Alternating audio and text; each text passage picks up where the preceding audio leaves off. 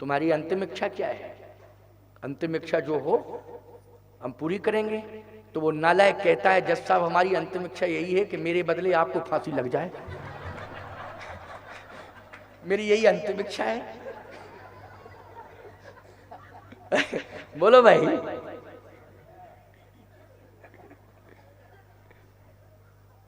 ये इतने नालायक हैं राजा, ये पता नहीं अंतिम इच्छा में क्या शर्त रख दे में। इसलिए इन्हें चांस देना नहीं चाहिए, इनसे पूछने की जरूरत नहीं है। बोलो है कि नहीं? और नालायक नहीं है, महानालायक, क्योंकि महागठबंधन महानालायक, यही स्थिति है। मैं साफ बोल रहा हूं। हो भाई, इनसे पूछने की जरूरत नहीं, पता नहीं क्या शर्त रख दे। परशुराम जी ने कहा एक, आंख बंद हो गई।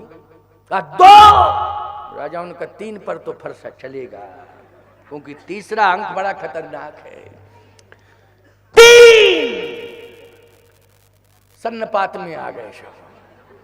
क्यों भाई, आ गए कि नहीं आ गए हैं? अब तो आंख बंद है, लेकिन देखा आपने दृश्य क्या है? दृश्य ये है कि जैसे का तीन, भगवान राम हाथ जोड़ के खड़े हो गए।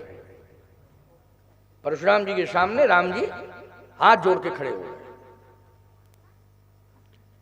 परशुराम जी ने जैसे ही राम को देखा, देखते ही रह गए। फरसा उठा था, अपने आप हाथ नीचे आ गया और फरसा भी नीचे आ गया। परशुराम जी का हाथ भी नीचे, हाथ नीचे तो फरसा नीचे। आंख टकटकी निगाहें लगाए हुए है, राम जी को देख रही है। इसका मतलब है कि राम जी की छवि को देख करके शांति का अनुभव हुआ, इसका अर्थ है। और प्रमाण क्या है इसके लिए? राम ही चितई रहे थक लोचन, रूप अपार मार मदमोचन। इसका मतलब है आंख को शांति मिल रही है। अच्छा बोलो, भगवान का दर्शन जब तुम टकटकी निगाह से करते हो तो आंख को शांति मिलती है कि नहीं मिलती है? मिलती है ना। परशुराम जी को भी शांति मिली साहब। इसका मतलब है कि जो राम है वही सीता है, जो सीता है वही राम है। सीता साक्षात शांति है, राम और सीता में कोई भेद नहीं है। प्यारे, जो भी टकटकी निगाह से राम का दर्शन करेगा उसे शांति अवश्य ही प्राप्त होगी। इसलिए शांताकारम भुजगशयनम पद्मनाभम सुरेशम, शांताकारम। बोलो भाई, प्रार्थना करते हो कि नहीं करते हो? प्रवचन भी तो शांति पर आधारित हो रहा है कि नहीं हो रहा है? कि संतुलन कैसे, बिगड़े हुए वातावरण का, प्रतिकूल वातावरण का संतुलन कैसे बन सकता है, शांति कैसे आ सकती है प्यारे, इसके लिए आज का प्रवचन है। बोलो है कि नहीं? और पहले दिन से ही मैं आया हूं, लगातार इसी पर बोल ही रहा हूं। प्रसंग तो मेरा ये, कहीं से भी लूं कथा भाग, लेकिन मूल बात यही है। क्यों है कि नहीं? शांति, क्रोध, बोध, श्रम, यही सब बिंदु है मेरे। टकटकी निगाह से देख रहे हैं परशुराम जी। अब ये राजा सोच रहे हैं, क्यों भैया, ना तो हिच हो रही ना खिच हो रही, कुछ पता ही नहीं चल रहा है। अरे फरसा चलता है, जिसके ऊपर चलेगा हिच खिच करेगा कि नहीं करेगा? बोलेगा तो ऐसा थोड़ी है कि बोलेगा नहीं। एकदम सन्नाटा छाया हुआ है। मामला क्या है? आंख खोल के तो देखो। और जैसे ही आंख खोल के देखा राजाओं ने, तो हाथ और फरसा नीचे था। परशुराम जी की आंखों में आंसू थे। राजाओं ने लंबी सांस ली, बोले बच गए, बच गए। क्यों? बोले धनुष तोड़ने वाला सामने आ गया, धनुष तोड़ने वाला सामने आ गया, अब तो कन्फर्म बच गए। जब परशुराम जी महाराज ने साहस किया बोलने का, तो एक ही शब्द कहा, तुमने धनुष तोड़ा है। बोलो, तुम धनुष तोड़ नहीं सकते हो। परशुराम जी कह रहे हैं तुमने क्या धनुष तोड़ा है? मैं कहता हूं कि तुम धनुष तोड़ नहीं सकते हो। तुम्हारे कोमल कोमल हाथ, कितनी चेहरे पर सौम्यता, इतनी कठोरता आ ही नहीं सकती। तुम धनुष नहीं तोड़ सकते हो, फिर मेरे सामने खड़े हो। और आज मैं जितना आज रूप पर प्रभावित हुआ हूं, ये परशुराम कभी किसी के रूप पर प्रभावित हुआ ही नहीं है। ये नैष्ठिक ब्रह्मचारी है। ब्रह्मचारी कभी रूप पर प्रभावित नहीं होता है। क्यों भाई? ब्रह्मचारी रूप पर प्रभावित नहीं होता है। और बाल ब्रह्मचारी हैं कि नहीं परशुराम जी?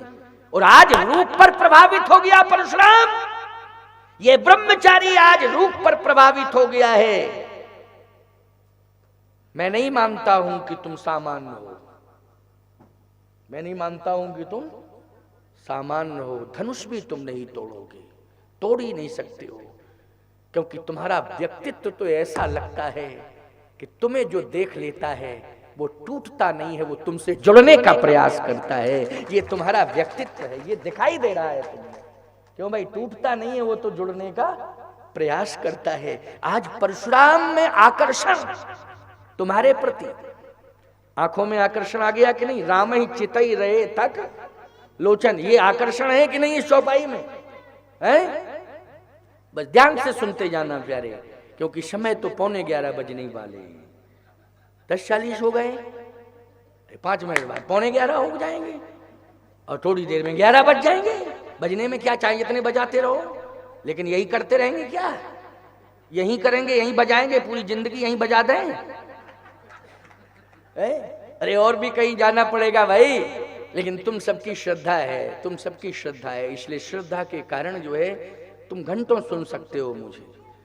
सब इस समय तुम लोगों को केवल कथा ही कथा नजर आ रही है। तुम्हारी मेरा बोलने का जो तौर तरीका है, मेरी जो भाव भंगिमा है, टकटकी निगाह से तुम उसको देख रहे हो कि नहीं? मेरे शब्द हैं, एक एक शब्द बहुत ही ध्यान पूर्वक सुन रहे हो। बोलो, सुन रहे हो कि नहीं? ये निष्ठा, ये तुम्हारी निष्ठा।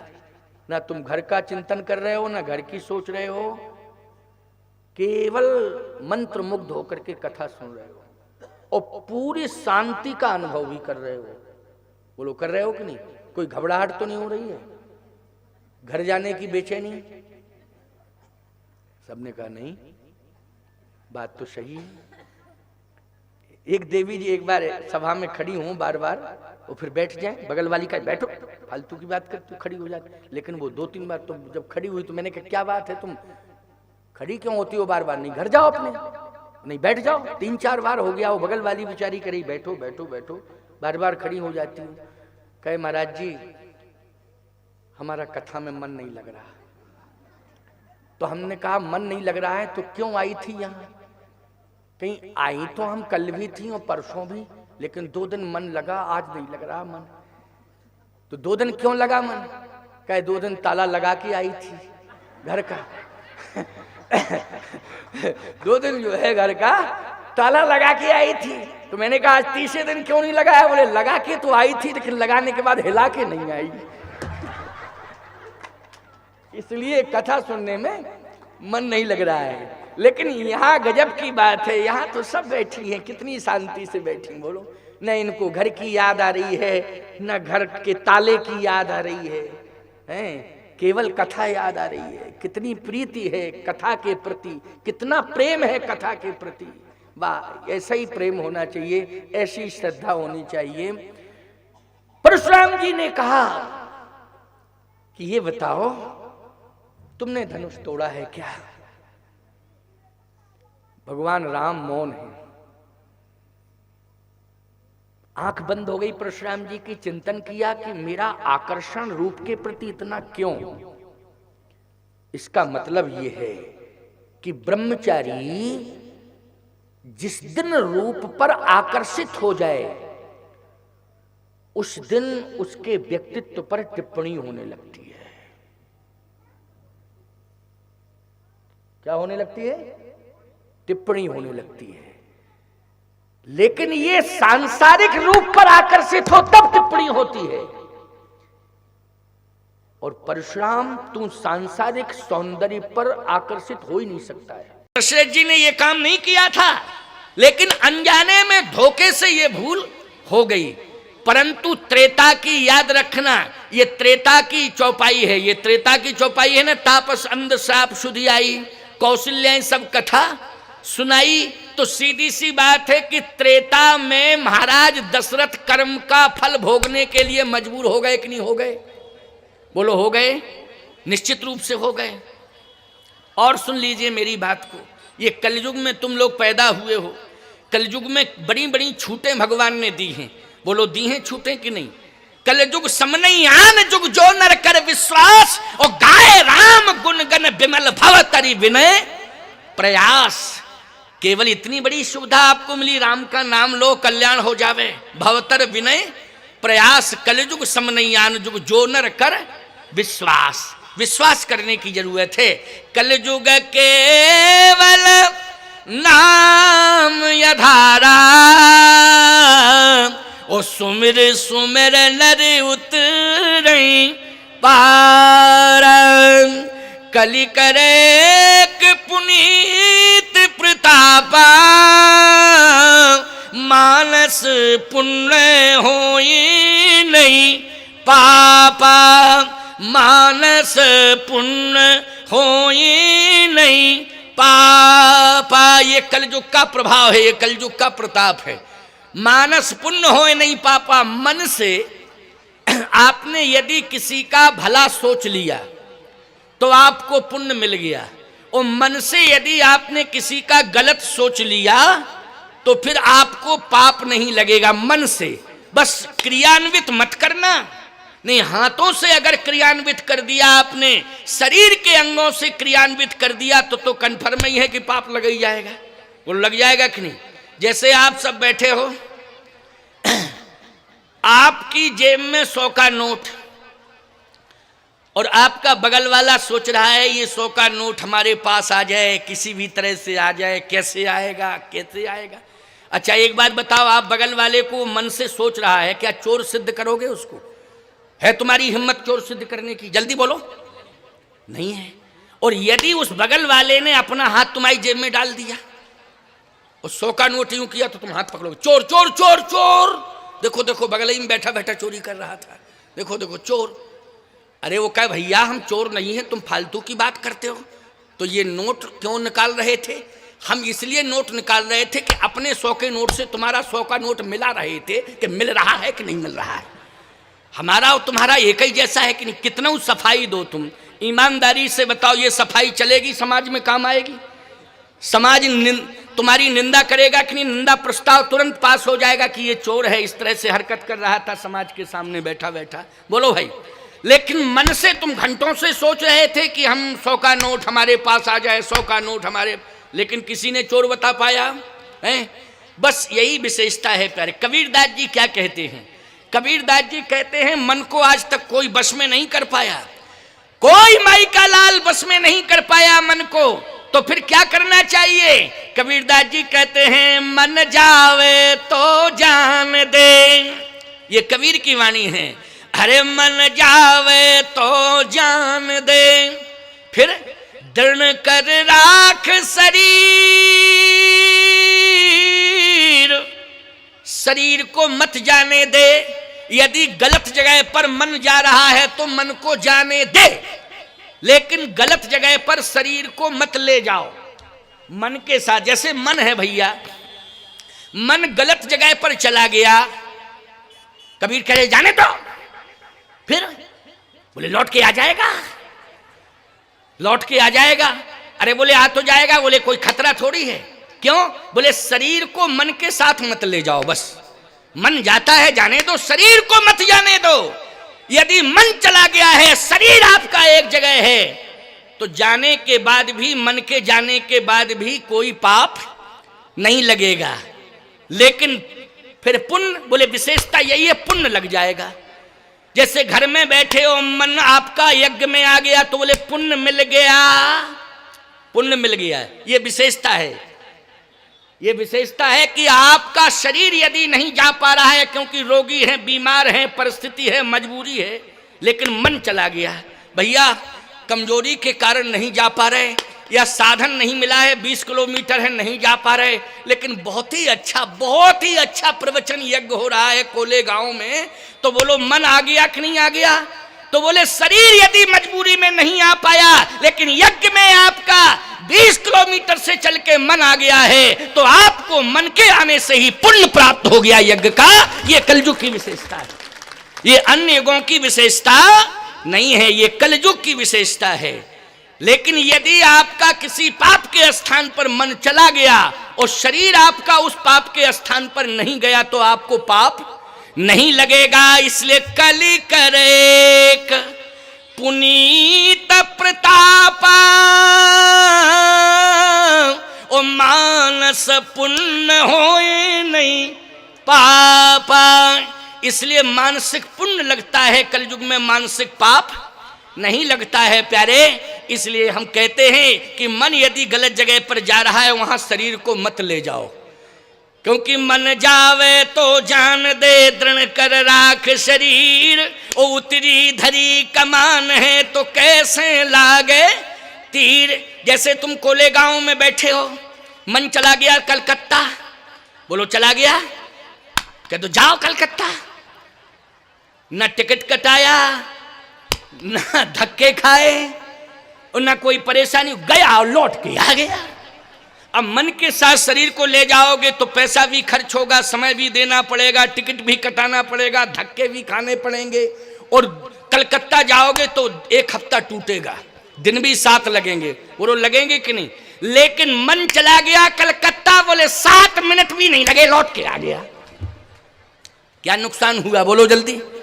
इसलिए शरीर को, कबीर की वाणी है ये, तुलसी और कबीर की वाणी बड़ी महत्वपूर्ण वाणी है, साधारण नहीं है, समझ रहे हो कि नहीं। ये साधारण वाणी नहीं है, महत्वपूर्ण वाणी है। कबीरदास जी ने तो एक बात बहुत महत्वपूर्ण कही प्यारे, कबीर की वाणी भी अपने आप में बहुत ही महत्वपूर्ण है। कबीर कहते हैं कि ऐ संसार के मानवो, तुम्हें इस बात का भान होना चाहिए कि तुम इस जगत में आए हो, तो इस जगत में आकर के तुम मालकाना हक मत जताओ। फिर क्या ये तुम्हारी संपत्ति नहीं है, तुम तो केवल मुसाफिर हो, यात्री हो। ये जगत रूपी धर्मशाला में आए हो दिन 2 दिन 4 दिन 40 दिन के लिए, क्यों भाई? अच्छा, मुसाफिर जब धर्मशाला में आता है तो बोलो उसका कब्जा हो जाता है क्या? जल्दी बोलो। दिन 2 दिन 4 दिन 40 दिन, क्यों भैया? यही नियम रहता है कि नहीं? फिर उसे जाना पड़ता है कि नहीं? तो कबीर कहते हैं कि ऐ संसार के मानवो, तुम जगत में आ रहे हो, ये तुम्हारे लिए धर्मशाला है, इसको तुम, इस पर मालकाना हक जमाना नहीं। ये मालकाना हक जमाओगे तो तुम्हारी अज्ञानता होगी। तो तुलसीदास जी बोले फिर हम भी कुछ कह दें। हाँ बोलो बोलो तुलसी, बोलो बोलो। कबीर ने कहा बोलो तुलसी, तो तुलसीदास जी बोले सुनो हमारी बात, संपत्ति सब रघुपति के आही।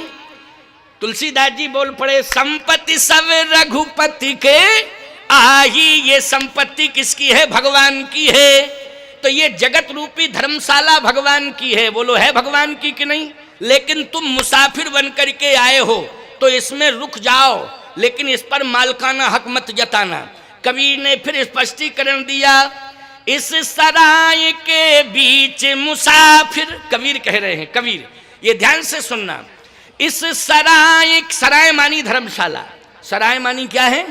धर्मशाला। थोड़ा समझ लिया करो, बहुत पुराने लोग बैठे हैं वो सराय भी समझते होंगे हैं, और धर्मशाला में तो सभी समझते होंगे हैं, समझते होंगे कि नहीं? और होटल में तो टोटल समझते हैं, होटल में तो टोटल ही समझते। क्यों समझते कि नहीं समझते? क्योंकि आज की भाषा अब धर्मशाला नहीं रह गई है, इंग्लिश मीडियम जमाने में होटल, क्यों होटल, होटल मानी टोटल, सब समझते हैं होटल। तो याद रखना, होटल में 2 4 10 दिन ही रुका जा सकता है, कि नहीं रुका जा सकता है।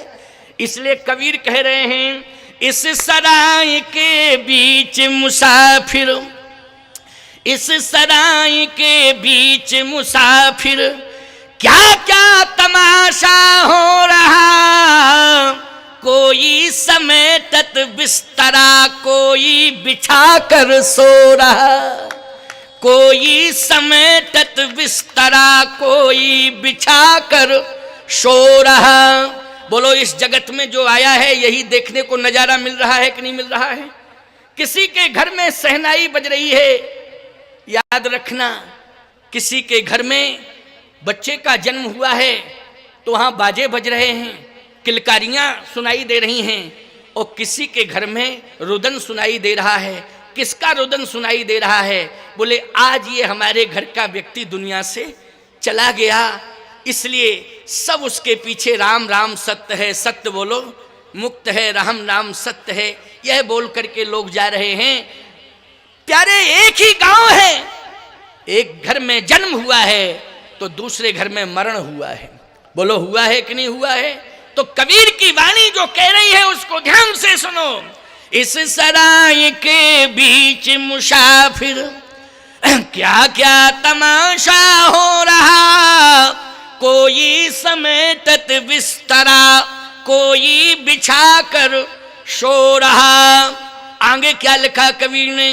बोले कोई गावे कोई बजावे तो कोई बैठा रो रहा, कोई गावे कोई बजावे तो कोई बैठा रो रहा, तो कोई लेवे राम नाम तो कोई कांटा बो रहा।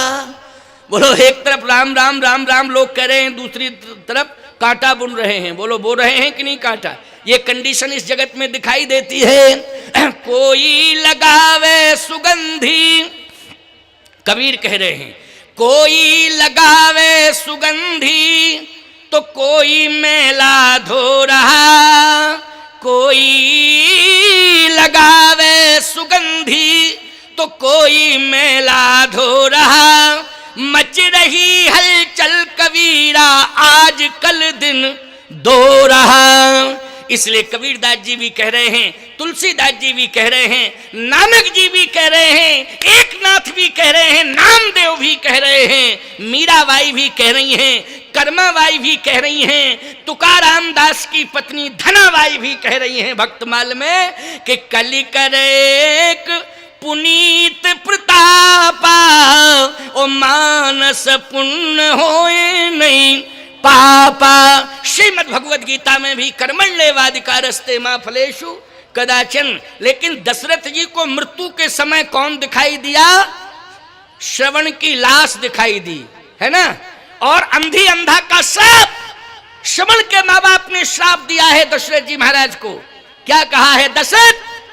जिस तरह से पुत्र के वियोग में हम प्राण त्याग रहे हैं, वैसे ही दशरथ तुम भी पुत्र के वियोग में तड़प तड़प करके प्राण त्यागोगे। बोलो ये कर्म जो है मरते समय रोने के लिए विवश कर रहा है कि नहीं कर रहा है? ये कथा को तुम सही मानते हो कि नहीं मानते हो? श्रवण कुमार वाली कथा को? हाँ, सब कह रहे हैं महाराज हम बिल्कुल मानते हैं, श्रवण कुमार की कथा सही है ही। और श्रवण कुमार की कथा ही सही नहीं है प्यारे। आज भी कोई आदर्शवादी पुत्र होता है तो उसे जो माता पिता की सेवा करता है तो पूरा गांव नहीं क्षेत्र कहता है श्रवण कुमार है। क्यों भाई, कहता है कि नहीं? क्या श्रवण कुमार है ये? एक गांव में एक लड़के को पूरा गांव कहे श्रवण कुमार, तो एक लड़का चिढ़ने लगा, नाराज होने लगा। बोले तुम्हारा नाम श्रवण कुमार है नहीं, तुम्हारा नाम तो और कुछ है, तुम्हारा नाम धन सिंह है, लेकिन तुम श्रवण कुमार श्रवण कुमार। उसने कहा भैया हम श्रवण कुमार थोड़ी कहते हैं, गांव वालों से जाके कहो कि गांव वाले पूरे श्रवण कुमार कहते। अब उसने डंडा लेकर के गांव में राउंड देना शुरू किया। बोले एक बात बताओ, धन सिंह को श्रवण कुमार क्यों कहते हो? धन सिंह को श्रवण कुमार क्यों कहते हो? धन सिंह को श्रवण कुमार क्यों कहते हो? गांव वाले बोले वो माता पिता की सेवा करता है, जो माता पिता की सेवा करता है वो बालक श्रवण कुमार होता है। बेवकूफ़ी का परिचय मत दो, ये लाठी फाटी डंडा ले जाओ अपना एक तरफ। अगर तुम भी माता पिता की सेवा करने लगो तुम श्रवण कुमार बन जाओगे, उसमें क्या दिक्कत की बात है? हम पूरे गांव के लोग कल से तुमको श्रवण कुमार कहेंगे। उसने कहा ठीक है। अब 2 दिन 3 दिन 4 दिन हो गए लेकिन किसी ने उससे श्रवण कुमार नहीं कहा। धन सिंह को सब कहे श्रवण कुमार श्रवण कुमार। फिर उसने लाठी उठाई, पूरे घर घर में गया। बोले एक बात बताओ, आप लोगों ने कहा था कि श्रवण कुमार कहेंगे, आज तक कोई गांव के लोगों ने हमको श्रवण कुमार नहीं कहा। अरे ये कहा था माता पिता की सेवा करो तब तुम श्रवण कुमार बन पाओगे। तो श्रवण कुमार ऐसे थोड़ी कहा जाएगा तुम्हें। तो माता पिता की सेवा क्यों नहीं करते हो? तो उसने कहा श्रवण कुमार हम तब बने तब सेवा करें माँ बाप की, जब माँ बाप अंधे हो तब ना। अभी माँ बाप अंधे नहीं है तो हम कैसे सेवा करें? तो सीधी सी बात समझ में आ रही है कि नहीं? आजकल के लड़कों की नकारात्मक सोच है। कैसी सोच है? नकारात्मक सोच है प्यारे। लेकिन ध्यान से मेरी बात को सुनना। श्रवण कुमार मातृ पितृ भक्त है। ये कर्म दशरथ जी का बिगड़ा है, भूल से बिगड़ गया, धोखे से बिगड़ गया कर्म। और जब धोखे से कर्म बिगड़ा, उसी समय श्रवण के माँ बाप ने श्राप दे दिया कि दशरथ तुम भाग्यवान जरूर हो, लेकिन तुम्हारा भाग्य और सौभाग्य आज दुर्भाग्य में मैं बदल रहा हूं, क्योंकि तुमने मेरे सौभाग्य को दुर्भाग्य में बदला है। आज मैं श्राप दे करके तुम्हारे भाग्य और सौभाग्य को दुर्भाग्य में बदल रहा हूं। जिस तरह से पुत्र के वियोग में तड़प तड़प करके हम प्राण त्याग रहे हैं, वैसे ही पुत्र के वियोग में तड़प तड़प करके तुम भी प्राण त्यागोगे। ये श्राप देता हूं। और श्राप दे करके श्रवण के माँ बाप ने महाप्रयाण कर लिया। बोलो यही कर्म बिगड़ा कि नहीं बिगड़ा? कर्म बिगड़ गया यहां। अब भगवान राम ने जो बात गीधराज जटायु से कही थी कि जल भर नयन कहें रघुराई, तात कर्म ते निज गति। कर्म से आप जा रहे हैं, मेरे प्रयास से आप नहीं जा रहे हैं। यहां दशरथ जी महाराज हरिधाम नहीं जा रहे हैं, सुरधाम जा रहे हैं। बोलो किससे जा रहे हैं? अपने कर्म के प्रयास से। किसके प्रयास से? कर्म के प्रयास से। इसलिए राम राम कही राम कही, राम राम कही राम, तन पर हरि रघुवर विरहे, राव गए सुर धाम। बोले सुरधाम में क्या है? बोले इंद्र रहता है, सुरधाम में अप्सराएं रहती हैं। बोलो रहती है कि नहीं? जितने प्रकार की सुविधाएं हैं सब स्वर्ग में रहती हैं। अच्छा एक बात बताओ, कौन सी विशेषता हो गई? जितने प्रकार की सुविधाएं थी अयोध्या में थी। बोलो थी अयोध्या में कि नहीं? और वही स्थिति स्वर्ग में अगर मिल रही है तो कोई बहुत बड़ी विशेषता है क्या? कोई विशेषता नहीं। विशेषता है हरिधाम जाने की, बैकुंठ जाते तब विशेषता होती। बोले बैकुंठ में क्या रहता है और स्वर्ग में क्या रहता है? बोले स्वर्ग में इंद्र सिंहासन पर बैठा रहता है, अप्सराएं नृत्य करती हैं, बीमार हो जाओ रोगी हो जाओ तो अश्विनी कुमार उपचार करते हैं। बोलो करते हैं कि नहीं उपचार? यही तो स्वर्ग की व्यवस्था है। लेकिन बैकुंठ में, बोले बैकुंठ में जैसे ही पहुंचोगे प्यारे तो मुक्ति और भक्ति दोनों का दर्शन बैकुंठ में हो जाएगा। आपको भक्ति भी मिलेगी और मुक्ति भी मिलेगी। इसलिए बैकुंठ के समान तो कोई दुनिया में संसार में है ही नहीं, त्रैलोक में नहीं है प्यारे। बैकुंठ तो बैकुंठ ही है। बोलो है कि नहीं? बैकुंठाधिपति कौन है? बोलो लक्ष्मी नारायण भगवान हैं। बोलिए लक्ष्मी नारायण भगवान की। ये बैकुंठाधिपति हैं। आइए सुनिए अंतिम बात। अब अंतिम 10-15 मिनट की बात है। अब इसको अंतिम रूप देने जा रहे हैं हम। दशरथ यहां सुमंत जी भगवान राम को रथ में बिठाकर ले जा रहे हैं। बोलो ले जा रहे हैं कि नहीं? और जाके पहुंचे कहां? बोले तमसा नदी के तट पर पहुंच गए सुमंत जी। और इधर दशरथ जी महाराज को कौशल्या जी समझा रही हैं, क्योंकि कौशल्या की गोद में महाराज श्री दशरथ हैं। तड़प रहे थे दशरथ जी। तो उस समय कौशल्या जी ने उठा के अपनी गोद में लिटा लिया। देखो भैया एक बात बतावें, पत्नी सारथी भी होती है। क्या होती है? पति के जीवन में पत्नी सारथी होती है प्यारे। लेकिन वो सारथी बनी रहे, वह स्वार्थी ना बने। स्वार्थी बनी तो गड़बड़ है, और सारथी बनी रहे तो पत्नी जैसा सारथी कौन होगा प्यारे? बोलो साथ देने वाला कौन हो सकता है? एक बार कोई कह रहे थे वक्ता, बोले वो पत्नी और धर्म पत्नी में अंतर है। तो हमने भी कान थोड़े खोले, क्योंकि बंद रहते हैं ना हमारे कान, ऐसे हमने ऐसे खोल लिए। हमने कहा जरा देखें तो ये क्या बोल रहे हैं। कहे एक होती है वाइफ, एक होती है पत्नी, एक होती है धर्म पत्नी। तो हमने कहा जरा कान खोल के सुने तो। बोले क्या क्या इसका अर्थ है? बोले पत्नी का अर्थ ये है। हमने कहा क्या है अर्थ, जरा बताएं। पत्नी का अर्थ ये है जो पति को स्वार्थ की ओर ले जाए। तो हमारी आंख बंद हो गई और हमने कान भी बंद कर लिए। हमने कहा ये बिल्कुल गलत बोल रहे हैं। कि पत्नी का अर्थ है कि पति को स्वार्थ की ओर ले जाए, पत्नी का अर्थ यही है सारथी बन के रहे। क्यों भाई, क्या बन के रहे? सारथी बन के रहे।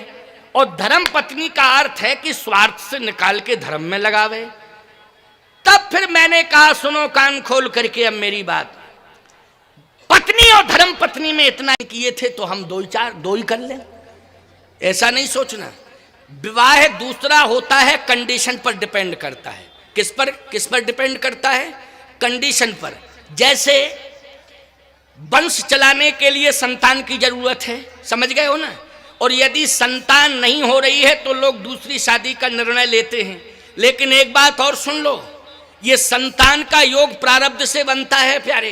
किससे बनता है? प्रारब्ध से बनता है। यदि प्रारब्ध होगा तो संतान मिलेगी, और आपको महाराज प्रारब्ध ना हुआ तो फिर याद रखना, किसी संत महापुरुष की कृपा हो जाए आशीर्वाद के रूप में तो संतान का योग बन जाता है। दशरथ जी कहते हैं कि ये हमारे प्रारब्ध से संतान का योग नहीं बना, क्योंकि कौशल्या तेरे साथ विवाह किया, संतान नहीं हुई। सुमित्रा के साथ विवाह हुआ, संतान नहीं हुई थी। कैकेयी के साथ विवाह किया, संतान नहीं हुई थी। इसका मतलब 3 विवाह करने के बाद भी संतान का योग नहीं बना। फिर महाराज ये संतान का योग कैसे बना? कह श्रवण कुमार के माँ बाप के कारण बना। सुन लो भाई, देखो ये दशरथ जी सुना रहे हैं, ये किसके द्वारा बना? श्रवण कुमार के माँ बाप के द्वारा। मैंने आपको एक बात बताई नहीं, या तो प्रारब्ध अनुसार संतान योग बनता है, या फिर किसी संत महापुरुष का आशीर्वाद और कृपा में हो जाए तो प्रारब्ध का योग बनता है। तो कहे महाराज आप तो कह रहे श्राप दिया, श्रवण कुमार के माँ बाप ने आपको श्राप दिया, लेकिन श्राप होता है, वरदान होता है। आप श्राप को क्या मानते हैं? कहा वरदान। श्राप को मानते हैं वरदान। श्रवण कुमार के माँ बाप का श्राप मेरे लिए वरदान बन गया है। कैसे वरदान बन गया है महाराज? अब देखो कौशल्या जी पूछ रही हैं, दशरथ जी बता रहे हैं, सुना रहे हैं, अब तुम सुनते जाओ।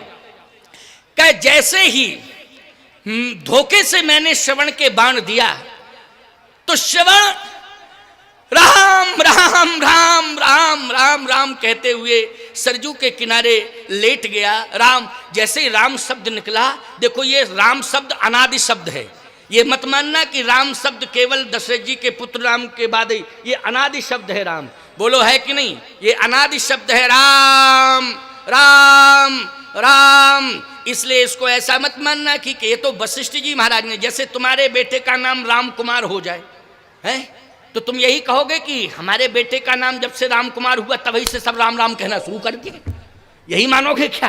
तभी से सब राम राम कहना शुरू कर दिए? ऐसा नहीं है, ये अनादि शब्द है राम। इसलिए ब्रह्म राम ते नाम बड़ बरदायक बर दान। इसलिए ध्यान से सुनना, बहुत महत्वपूर्ण बात है। दशरथ जी ने कहा कौशल्या आप सुनो।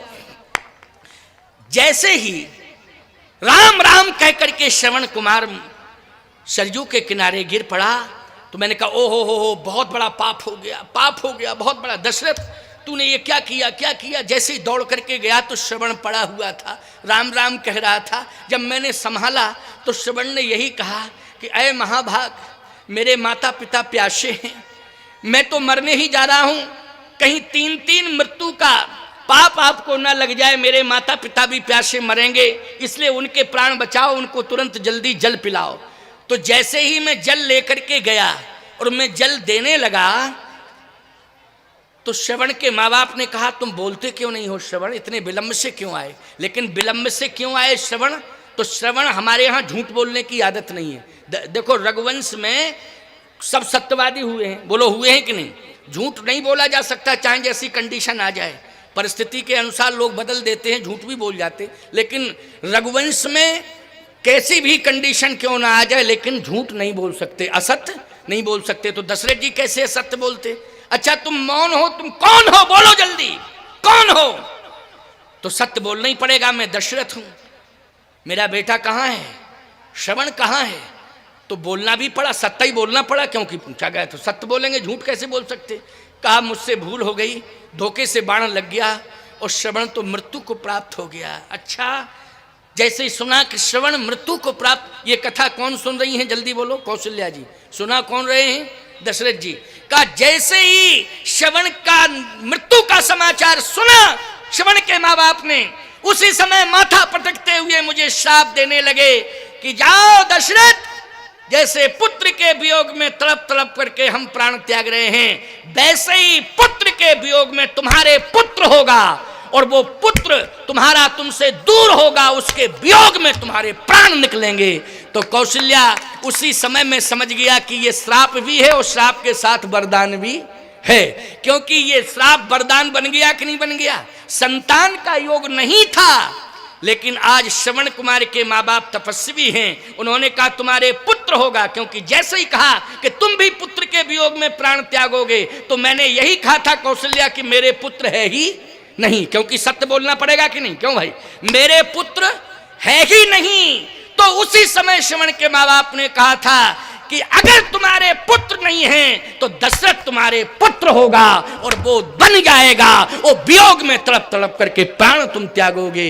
ये मैं कहता हूं, तो पुत्र होगा, है नहीं लेकिन पुत्र होगा। तो पुत्र का संतान योग नहीं था, लेकिन श्रवण कुमार के तपस्वी माँ बाप ने बोलो श्राप दे करके वरदान सिद्ध कर दिया कि नहीं कर दिया। और वो श्राप दशरथ जी के लिए क्या सिद्ध हो गया, वरदान सिद्ध हो गया है। और जब वरदान सिद्ध हो गया प्यारे, तो दशरथ जी महाराज कहते हैं कि कौशल्या, जब संतान नहीं होती है तब व्यथा होती है, और जब संतान प्राप्त हो जाती है और किसी के वचन देने से संतान प्राप्त हो जाए तो वो व्यथा कथा में बदल जाती है। इसलिए उस व्यथा को मैं कथा के रूप में परिणित कर रहा हूं, क्योंकि श्रवण कुमार के माँ बाप के इस श्राप रूपी वरदान के कारण आज मुझे संतान प्राप्त हुई, और ये सौभाग्य तुम सबको प्राप्त हुआ। तो बोलो ये व्यथा क्या बन गई, जल्दी बोलो, कथा बन गई। इसलिए तापस अंध शाप शुद्धि आई, और कौशल्य ही सब कथा सुनाई। राम राम कही राम कही, राम राम कही राम, ओ तन पर हरि रघुवर बिरह राव गए सुर धाम। लेकिन गोस्वामी जी कहते हैं राम काज जटायु के लिए कारण तनु त्यागी, हरिपुर गए परम बड़ भागी।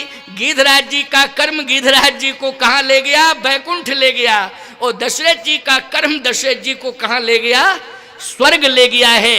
अब आगे की चर्चा हम कल करेंगे, आज इतना ही। अभी 2 बार कीर्तन कर लो, सभी लोग यथा स्थान ही बैठे रहेंगे, कोई भी अपने जगह से नहीं उठेगा। अभी बैठे रहो, सभी लोग अपने यथा स्थान ही बैठे रहेंगे। हाँ बैठेंगे बैठेंगे, तुम्हारी बात से ज्यादा हमारी मानेंगे वो सब बैठेंगे सब बैठेंगे सब बैठेंगे, सब कीर्तन करेंगे, कीर्तन करने के बाद ही सब जाएंगे। देखो भाई, कल थोड़ा सा अव्यवस्थित स्वरूप हुआ था कि माताएं भी और भाई बंधु भी सब एक साथ आकर के चरण पादुकाओं के ऊपर अपना समर्पण किए। ये तो अच्छी बात है समर्पण करना, लेकिन थोड़ा सा इतना फैसला होना चाहिए था कि जिसमें माताओं को कोई असुविधा नहीं होती, वो आप सबको भी कोई असुविधा नहीं होती। तो ये चौकी है वहीं पड़ी रहेगी, उसको थोड़ा सा और आगे कर देना। माताएं इधर से प्रणाम करके इधर ही निकल जाएंगी, और पुरुष लोग इधर से प्रणाम करके इधर निकल जाएंगे। तो एक साथ यहाँ आकर के किसी भी प्रकार की कोई गदर मचाने की आवश्यकता नहीं है, है ना। इसलिए प्रणाम में शांति का अनुभव होना चाहिए, है ना, और एक मर्यादा का भी स्वरूप रहना चाहिए सुरक्षित। तो मातृशक्ति इधर से प्रणाम करके इधर निकल जाएंगे, आप सब लोग इस साइड से प्रणाम करके, कुछ सामने से भी प्रणाम करेंगे, इधर से आराम से सुविधाजनक, क्योंकि लंबी चौड़ी जगह है, कोई संकीर्णता नहीं है। लेकिन मंच चूंकि उस हिसाब से अगर सारे लोग यहाँ आएंगे तो फिर संकीर्णता सिद्ध हो जाएगी, और वहीं से सब प्रणाम कर लेंगे, क्योंकि चौकी पर चरण पादुकाएं रहेंगी। ये तो ये YouTube तो अभी रखा हुआ है, ये थोड़ी रखा रहेगा, क्या करेगा ये, जब प्रवचन के बाद भी रखा रहेगा, ये क्या है, इसको तो हटाना ही पड़ेगा, है ना। इसलिए ये जो कैमरा लगा हुआ है, ये कैमरे को थोड़ा सा इधर उधर कर दिया जाएगा। ये YouTube चैनल की व्यवस्था है, ये कैमरे आपकी सुविधा के लिए लगाए गए हैं, आप सबके इस कार्यक्रम का प्रसारण दूर दूर तक हो, इसके लिए ये व्यवस्था की गई है।